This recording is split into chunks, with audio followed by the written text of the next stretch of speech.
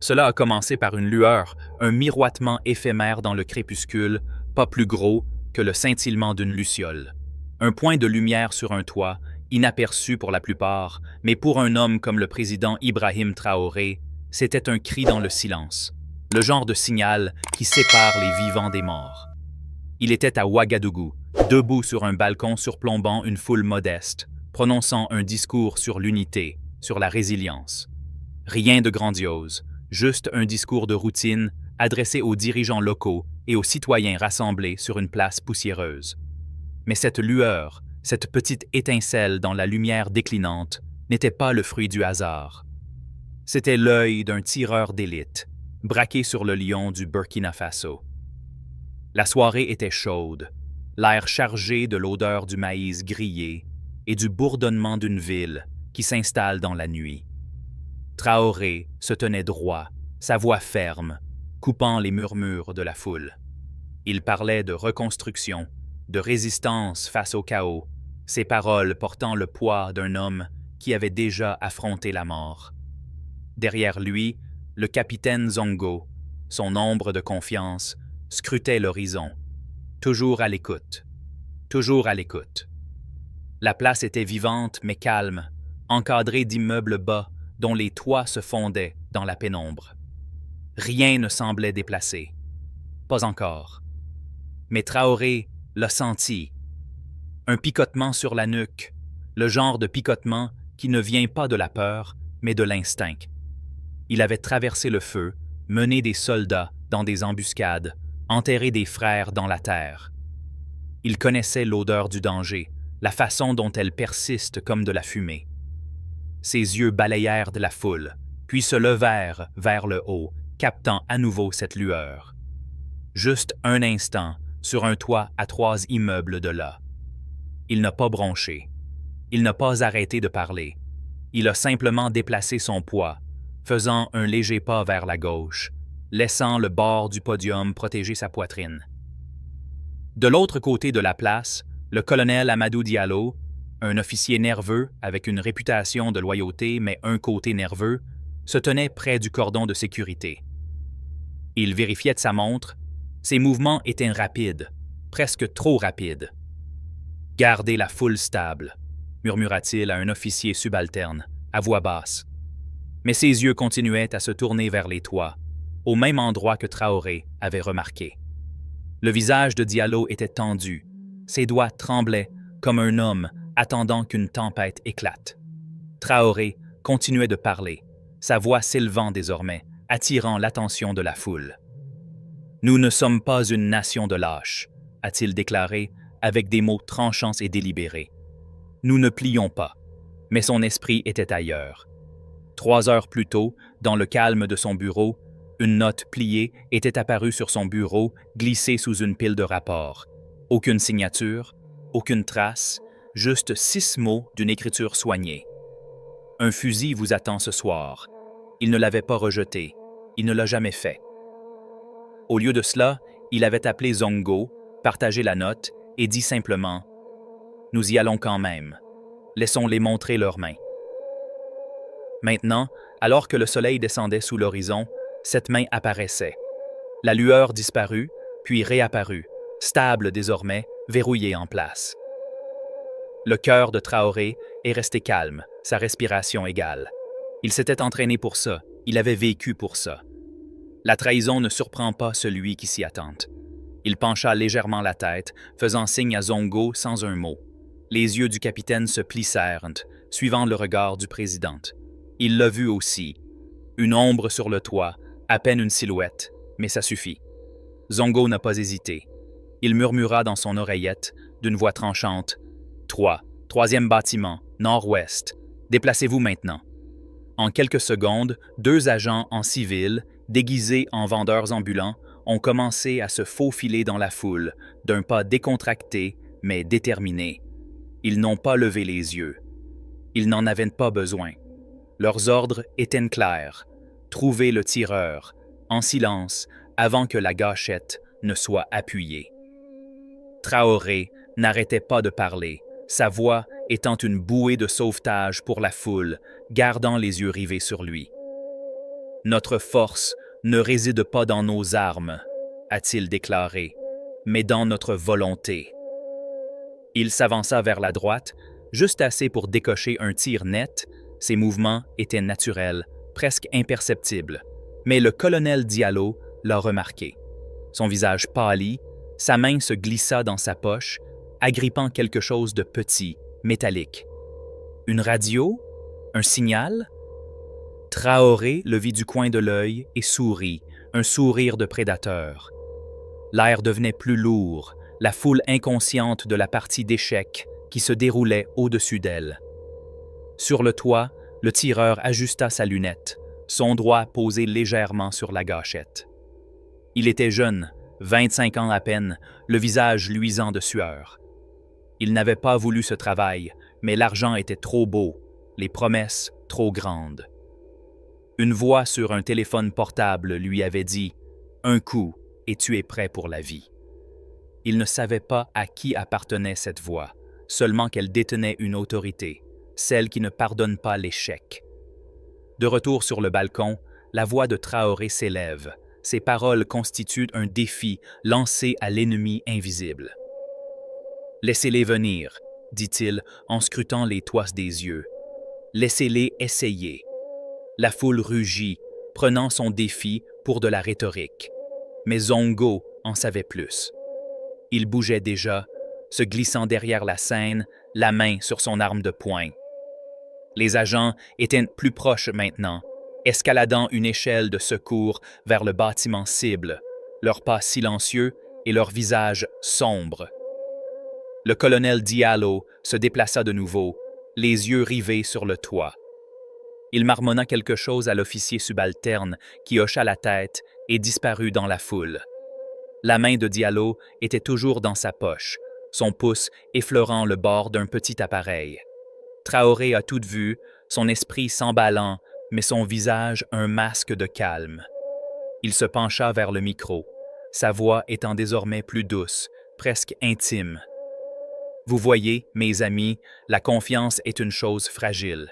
Elle peut construire une nation ou elle peut la briser. » La lunette du tireur d'élite suivait chaque mouvement de Traoré, le réticule dansant sur sa poitrine. La respiration du jeune tireur était superficielle et son cœur battait à tout rompre. Il ne voulait pas faire ça, mais la voix au téléphone était claire. « Mademoiselle, et vous êtes morte. » Il a ajusté son objectif, compensant les changements subtils du président. Un coup. C'est tout ce qu'il faudrait. Mais Traoré n'était pas une cible ordinaire. Il avait survécu aux coups d'État, aux embuscades, au poison. Il n'a pas seulement réagi, il a anticipé. Tout en parlant, il recula, laissant la balustrade du balcon obscurcir sa silhouette. La foule ne l'a pas remarqué, mais le tireur d'élite l'a fait. Une lueur de frustration traversa le visage du tireur. Il se repositionna, son télescope cherchant une ligne claire. Les agents de Zongo étaient désormais sur le toit, accroupis derrière une unité de ventilation, les yeux rivés sur le tireur d'élite. Il était seul, son fusil posé sur un bipied, sa concentration absolue. Ils se déplaçaient comme des fantômes, réduisant la distance, leurs couteaux dégainés. Pas d'armes, pas de bruit. Traoré avait été clair. Nous le prenons vivant. Ci-dessous, le discours de Traoré atteint un crescendo. « Nous ne tomberons pas », a-t-il déclaré, sa voix résonnant sur la place.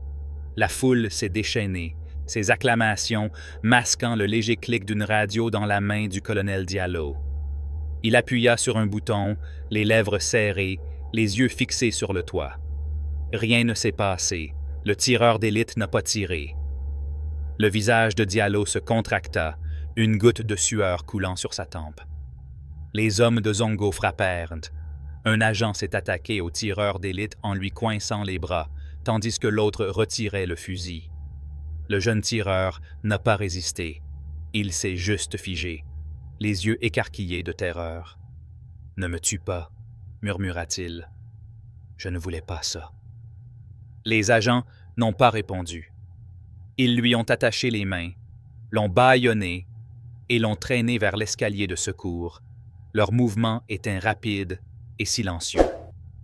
Traoré a vu le signal émis par l'écouteur de Zongo.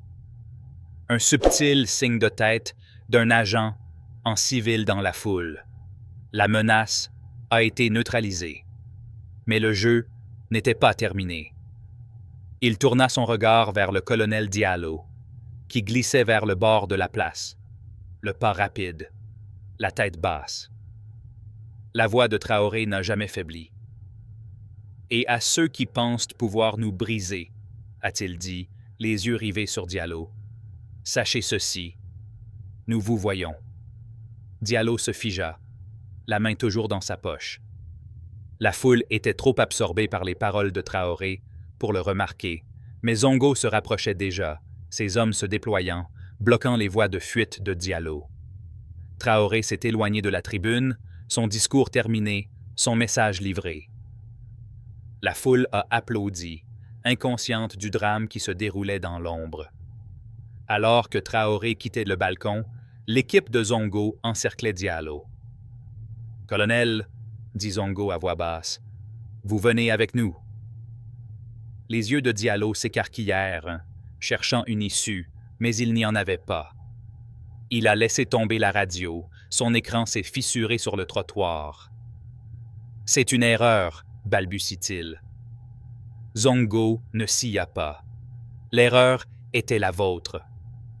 Mais le complot allait bien plus loin qu'un simple tireur d'élite et un colonel nerveux. De retour au palais, le jeune tireur était enfermé dans une pièce sans fenêtre, les mains liées, le visage pâle. C'était un pion, un gamin qui avait accepté un travail qu'il ne comprenait pas. « Je ne sais pas qui m'a engagé, » dit-il, la voix tremblante. C'était une voix au téléphone. Il disait que c'était de l'argent facile. Zongo se pencha, les yeux froids. Qui était la voix? Le tireur d'élite secoua la tête. « Je ne sais pas, je le jure. » Traoré regardait derrière un miroir sans teint, le visage illisible. Il n'avait pas besoin du tireur d'élite pour parler. Pas encore. La vraie récompense était Diallo, l'homme qui avait été trop nerveux, trop prompt à faire signe. Dans une pièce séparée, Diallo était assis, son uniforme impeccable mais sa confiance en soi disparue.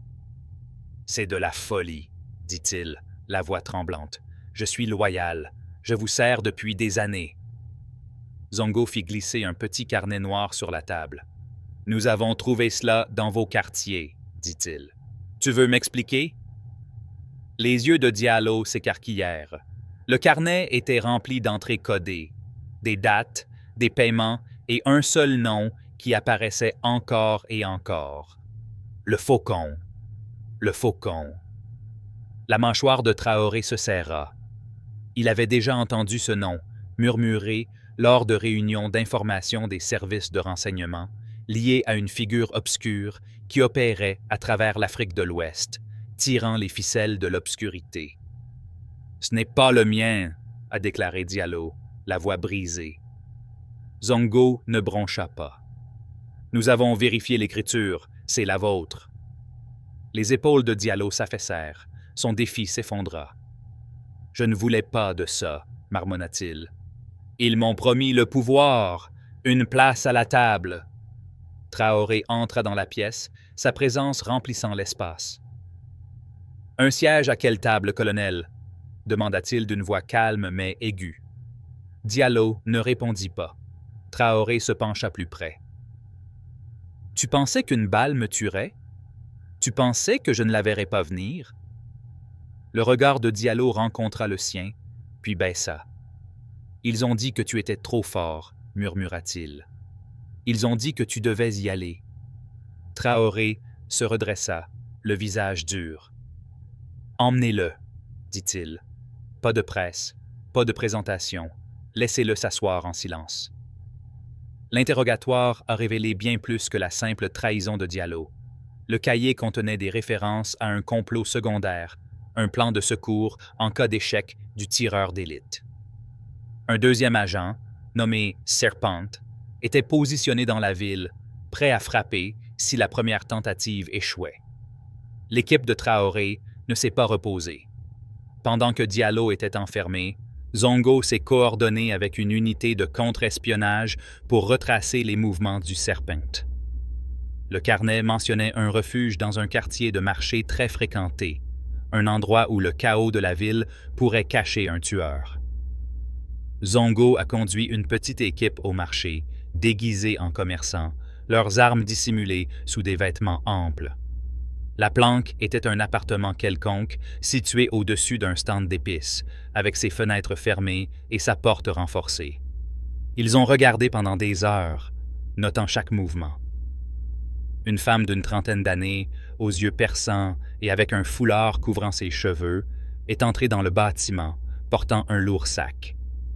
Elle n'avait pas l'air d'une tueuse, mais Traoré avait appris à Zongo à ne jamais juger sur les apparences.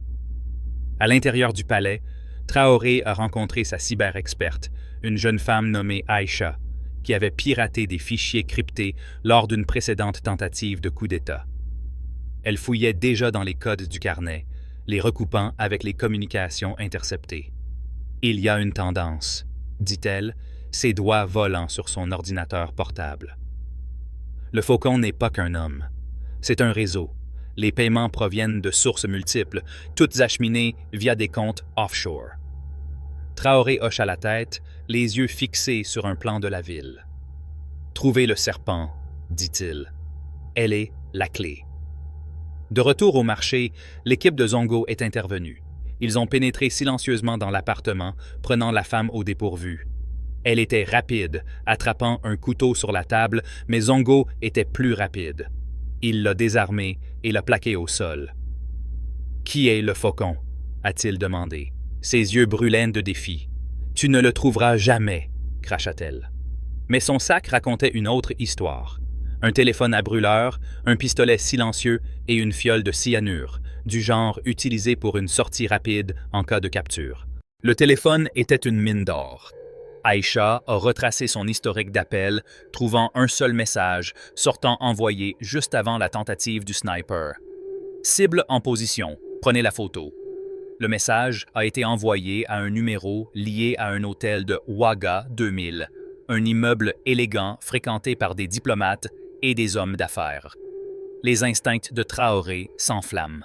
« C'est là qu'il se trouve », a-t-il déclaré. « Le Faucon. » L'équipe de Zongo s'est installée à l'hôtel sous sa couverture d'agents d'entretien leur permettant d'accéder aux entrées de service.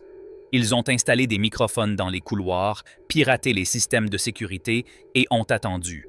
Pendant 2 jours, rien. Puis, la 3e nuit, ils l'ont vu. Un homme mince, la quarantaine, avec des cheveux grisonnants et un costume sur mesure. Il bougeait comme un homme qui se savait observer, ses yeux scrutant chaque recoin. Il s'est enregistré dans une suite sous un faux nom, a payé en espèces et a disparu derrière une porte verrouillée. Aïcha a tiré un profil. Marc Dubois, pseudonyme d'un ancien agent des renseignements devenu mercenaire, connu sous le nom de Le Faucon. Les lèvres de Traoré se courbèrent en un sourire sinistre. « Nous avons trouvé notre Faucon », a-t-il déclaré. « Maintenant, nous lui coupons les ailes. » Mais le Faucon n'était pas un amateur. Il ne restait jamais longtemps au même endroit, n'utilisait jamais 2 fois le même téléphone. Le capturer nécessiterait un appât, ce à quoi il ne pourrait pas résister. Traoré avait un plan. « Annoncer une réunion privée », dit-il. « Emplacement de haut niveau et sécurisé. Juste quelques alliés de confiance. Laissez-le penser qu'il a une autre chance. » Zongo hocha la tête, comprenant immédiatement. « Vous êtes encore l'appât, monsieur. » Les yeux de Traoré brillèrent. « Je suis toujours l'appât. » Le piège était tendu. La nouvelle s'est répandue par des canaux discrets. Le président Traoré organiserait un sommet à huis clos dans un complexe militaire à l'extérieur de la ville. Pas de presse, pas d'accès public. Le genre d'événement qu'un homme comme le Faucon verrait comme une opportunité en or. L'équipe de Zongo a équipé le complexe de caméras cachées, de capteurs de mouvement et même de microphones intégrés dans les murs. Chaque angle était couvert, chaque sortie surveillée. Mais le Faucon se montre prudent. Il n'a pas bougé immédiatement. Au lieu de cela, il a envoyé un éclaireur, un agent subalterne, se faisant passer pour un journaliste, pour tester la sécurité du complexe. L'équipe de Zongo l'a repéré, sa caméra cachant un appareil d'enregistrement. Ils l'ont laissé s'approcher, puis l'ont détenu tranquillement, lui extrayant un nom. Les ordres du Faucon. L'éclaireur ne savait pas grand-chose, mais il a confirmé que le sommet était la cible. Le soir du sommet, Traoré arrive en convoi, le visage calme, la posture détendue. Il portait un costume simple, sans insigne militaire, se fondant dans le petit groupe de conseillers. Le complexe était calme, son périmètre gardé par des agents d'élite se faisant passer pour des soldats réguliers. À l'intérieur, la salle de réunion était épurée. Une longue table, quelques chaises et une carte de la région épinglée au mur. Zongo surveillait les flux depuis une salle de contrôle, ses yeux parcourant les écrans. « Aucun mouvement pour l'instant », murmura-t-il dans son micro. « Périmètre sécurisé. » Mais Traoré ressentit à nouveau ce picotement d'instinct. Il était assis à table, dos à une fenêtre renforcée, sa posture volontairement ouverte, invitante. « Commençons », dit-il d'une voix ferme. Dehors, une silhouette bougeait dans l'obscurité, une ombre parmi les ombres. Le faucon avait mordu à l'hameçon. Il se trouvait sur une crête surplombant l'enceinte, son fusil assemblé, sa lunette pointée sur la fenêtre. Il était plus âgé maintenant, ses mains plus fermes que celles du jeune tireur d'élite, son esprit plus vif. Il savait que Traoré n'était pas une cible ordinaire, mais il connaissait aussi la récompense. Une fortune, une nouvelle identité, une table rase. Les capteurs de Zongo ont capté le mouvement. « Ciblé sur la crête », dit-il d'une voix tendue. « Sniper à 500 mètres. » Traoré n'a pas réagi. Il se pencha en avant, désignant la carte, d'une voix décontractée. « Nous devons sécuriser la frontière orientale », a-t-il déclaré, comme si de rien n'était. Mais ses yeux se tournèrent vers l'agent de Zongo présent dans la pièce, un subtil signe de tête. L'agent s'est éclipsé, rejoignant une équipe déjà en mouvement dans les broussailles, leurs pas silencieux, leurs lunettes de vision nocturne brillant faiblement. Le faucon ne les a pas vus. Sa concentration était absolue, son objectif fixé sur la silhouette de Traoré. Il expira, son doigt se resserrant sur la gâchette. Mais Traoré bougeait déjà. Il se leva, se tournant vers la fenêtre, son corps juste assez incliné pour annuler le tir. Le verre était par balle, mais le faucon ne le savait pas. Les agents se sont rapprochés, leurs couteaux dégainés, leur souffle retenu. Ils étaient à 10 mètres, puis à 5, puis le faucon a tiré. Le coup de feu a craqué dans la nuit, la balle a percuté la vitre, la toile d'araignée mais sans la percer. Traoré n'a pas bronché. Il regarda dans l'obscurité, comme s'il pouvait voir les yeux du tireur d'élite. Les agents ont frappé, s'attaquant au faucon avant qu'il ne puisse recharger. Il a riposté, son entraînement étant entré en jeu, mais il était en infériorité numérique, déjoué. En quelques secondes, il fut ligoté, son fusil confisqué et sa mission terminée. Traoré s'approcha de la fenêtre et regarda la crête. « Amenez-le », dit-il d'une voix calme. La salle était silencieuse, les conseillers figés, le visage pâle. L'équipe de Zongo a traîné le faucon dans l'enceinte, son costume déchiré, le visage meurtri mais provocateur. « Vous êtes un homme difficile à tuer », dit-il d'une voix empreinte de venin. Traoré s'accroupit à côté de lui. « Et tu es un homme difficile à trouver », répondit-il, « mais pas impossible. » Le faucon eut un sourire narquois. « Tu penses que ça se termine avec moi? Tu es un imbécile. » Les yeux de Traoré se plissèrent. « Non, mais ça commence par toi. » Il se leva et donna l'ordre. « Pas de presse, pas de défilé. Emmenez-le dans la cellule la plus profonde que nous ayons. Laissez-le parler au mur. » La nuit s'est terminée dans le calme, la ville inconsciente du drame qui s'était déroulé. Le faucon était parti, enfermé, son réseau exposé. Diallo et le jeune tireur d'élite répandaient déjà des noms, leur loyauté étant achetée par la peur. Le serpent, la femme du refuge, fut interrogée séparément, son défi s'effondrant sous le poids des preuves. Elle a révélé des fragments de l'opération de Le Faucon, des refuges dans toute la région, des contacts dans les capitales étrangères et une liste de cibles, avec Traoré en tête. Mais Traoré savait qu'il ne s'agissait que d'une bataille, pas d'une guerre. Il y en avait d'autres, plus de faucons, plus d'ombres. Il passa la journée suivante dans la salle de crise, à réfléchir aux découvertes d'Aïcha. Les comptes offshore ont conduit à un réseau de sociétés écrans, dont les traces disparaissent dans des juridictions hors de portée. « Il le protège », dit Aïcha d'une voix sombre. « Quelqu'un de grand. » Traoré hocha la tête. Ensuite, nous continuons à creuser. Personne ne se cache pour toujours. Le lendemain matin, Traoré se tenait devant un nouveau groupe de recrues dans un camp d'entraînement à l'extérieur de Ouagadougou. L'air était vif, les recrues jeunes et enthousiastes, les yeux fixés sur l'homme qui semblait intouchable. Il tenait à la main un petit objet, une douille de balle usagée, celle qui avait heurté la vitre. Cela, dit-il d'une voix ferme, était destiné à moi. Les recrues étaient silencieuses, le souffle retenu. « Vous porterez un uniforme », a poursuivi Traoré. « Mais ce n'est pas un bouclier. C'est une promesse.